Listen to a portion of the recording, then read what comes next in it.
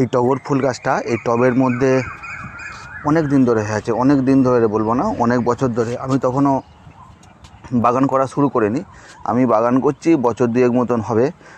এই গাছটা প্রায় 6-7 বছর ধরে এই টবের মধ্যেই হয়ে আছে, বাগান করার অনেক আগে থেকেই গাছটা হয়ে আছে। গাছটা দেখুন কি পরিমাণ মোটা হয়ে গেছে।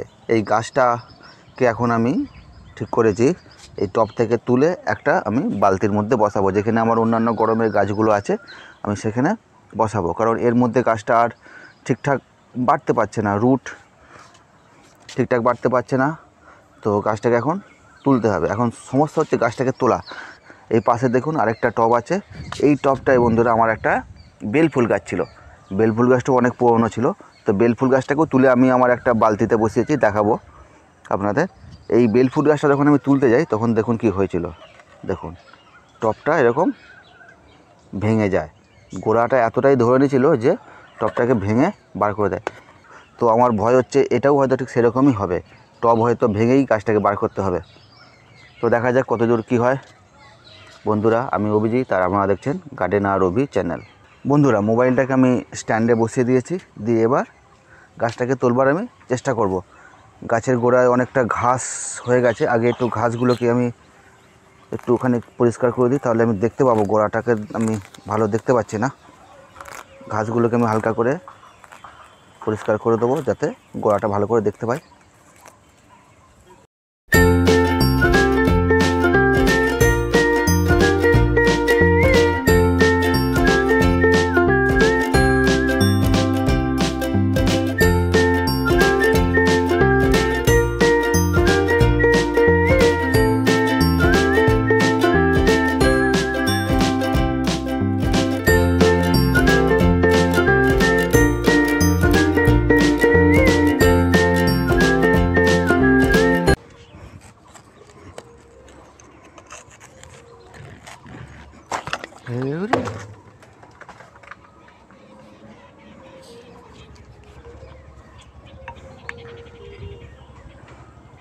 দেখুন বন্ধুরা, যেটা বলেছিলাম সেটাই হলো, টব আমার ভেঙে নিচে পড়ে গেছে। আসুন দেখাচ্ছি আপনাদের আমি।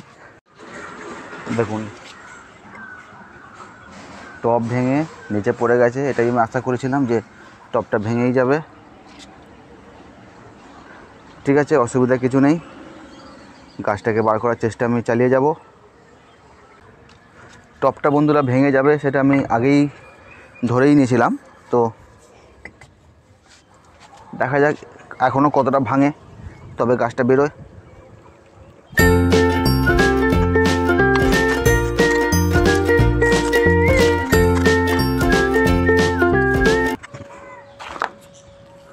আরেক সাইডও বন্ধুরা ভেঙে গেল, অসুবিধা কিছু নেই।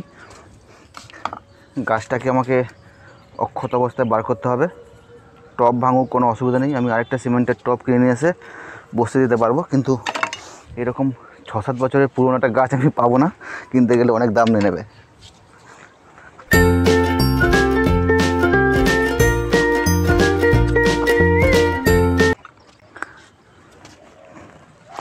হ্যাঁ বন্ধুরা, বেড়ে গেছে দেখুন গাছটা।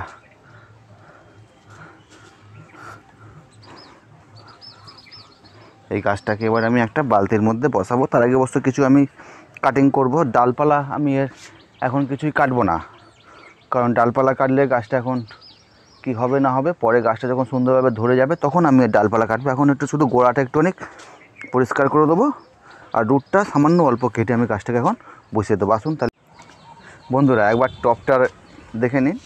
এই টবটার পুরো 3 সাইড ভেঙে গেছে, আর ওই দিকগুলো আছে। এবার বন্ধুরা গাছটার জন্য মাটি তৈরি করে নিই।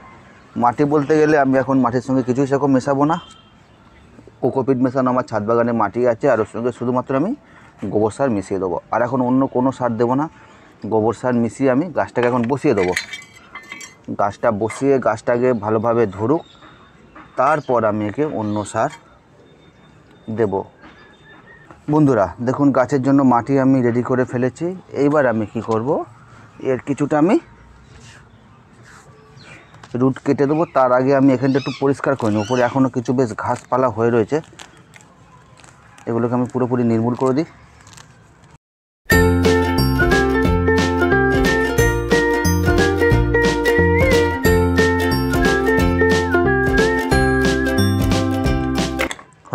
বন্ধুরা সুন্দর পরিষ্কার হয়ে গেছে।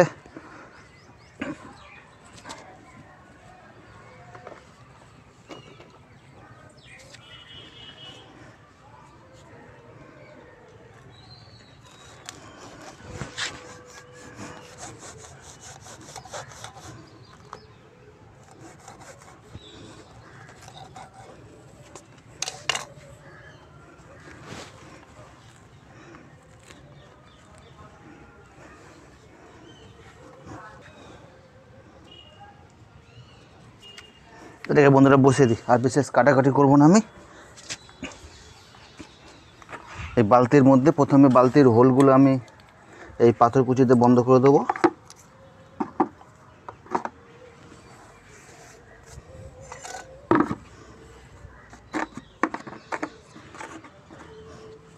এবার আমি মাটি ভরতে শুরু করে দিই।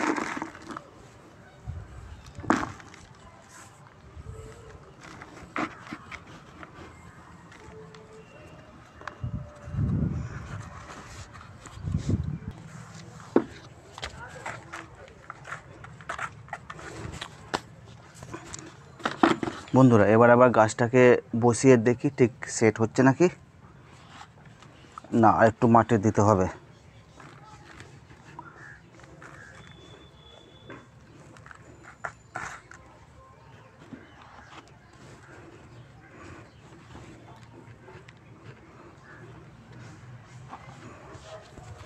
এবার ঠিক আছে একদম পুরো।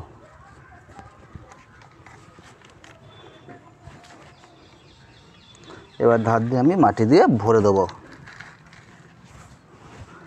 গোবর সার মেশানো মাটি আমার। গাছটা এখান থেকে আগে ধরুক, তারপরে আবার অন্য কিছু করা যাবে।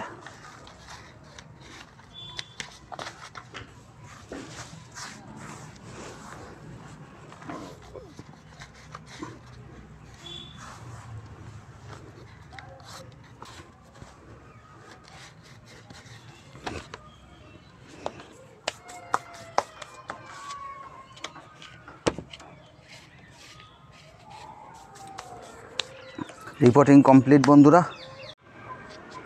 দেখুন বন্ধুরা আমার পুরো গাছটা রিপোর্টিং কমপ্লিট। এবার আমি গাছটার গোড়ায় একটু খালি জল দিয়ে দেবো।